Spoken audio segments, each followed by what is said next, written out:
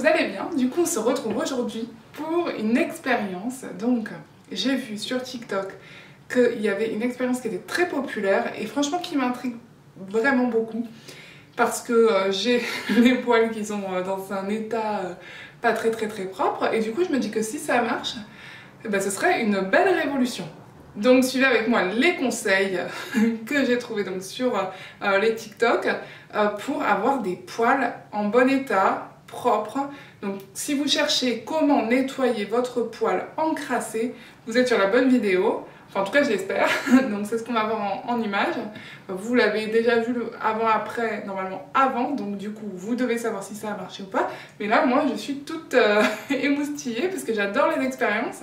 Et du coup j'ai hâte de savoir là si ça marche. Donc je sors mes poils, je sors les ingrédients et je vous montre tout ça.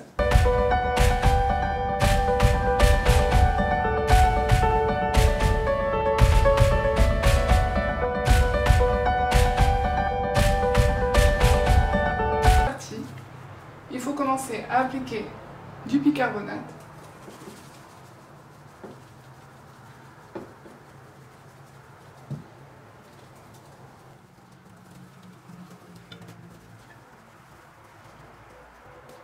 Ensuite, du produit vaisselle.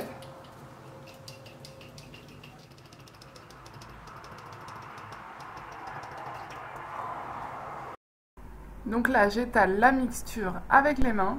Bon, je ne suis pas sûre que ce soit obligatoire, mais en tout cas, vous pouvez le faire. J'ai essayé de créer une pâte homogène pour vraiment que ça recouvre la totalité de la saleté. Mais clairement, elle ne le faisait pas hein, dans la vidéo TikTok, donc peut-être que vous pouvez passer cette étape. Ensuite, je recouvre de papier essuie-tout. Donc bon, comme je suis zéro déchet, on n'a que des serviettes en tissu à la maison. Donc là, j'ai pris les essuie-tout qu'on propose aux invités. Donc je les applique sur mes poils et ensuite je viens verser du vinaigre. Donc ici c'est du vinaigre que je fais infuser avec des rondelles de citron. Ça permet de voilà juste d'avoir un petit peu un effet renforcé et d'autant plus que c'est un super nettoyant. Un nettoyant multi-usage, vraiment, que j'utilise pour nettoyer la salle de bain, la cuisine, un petit peu partout. Donc là, vous voyez que quand on applique le vinaigre, ça fait une sorte de mousse un petit peu. C'est fait l'effet un petit peu, on va dire, chimiste.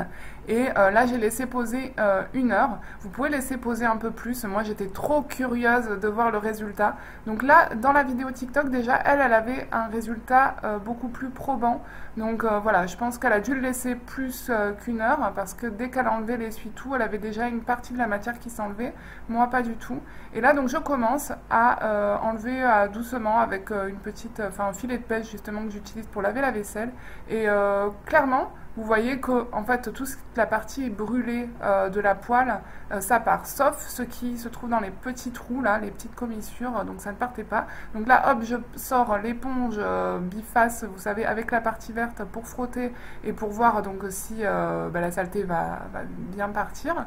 Et effectivement, on voit que déjà on perd un petit peu de saleté, mais pas tant que ça. Donc voilà, je vous montre.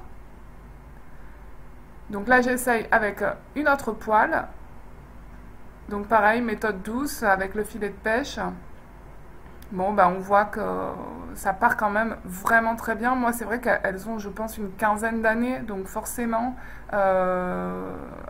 c'était très installé. Donc là, je sors l'arme fatale.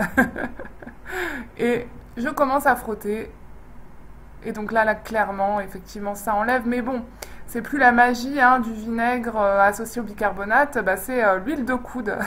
L'huile de coude qui signifie en fait frotter. Je me souviens que quand j'étais jeune, j'avais cherché qu'est-ce que c'était l'huile de coude, puisque tout le monde en parlait. Oui, avec l'huile de coude, tu peux tout faire. Donc je me suis dit, ah tiens, je vais l'acheter moi, l'huile de coude. Mais en fait, non, on peut pas l'acheter, il faut frotter. Donc voilà le résultat, franchement. C'est très correct parce que j'ai attendu énormément. Si vous avez une poêle qui date, qui est plus jeune, eh bien je pense que ça va quand même bien ressortir.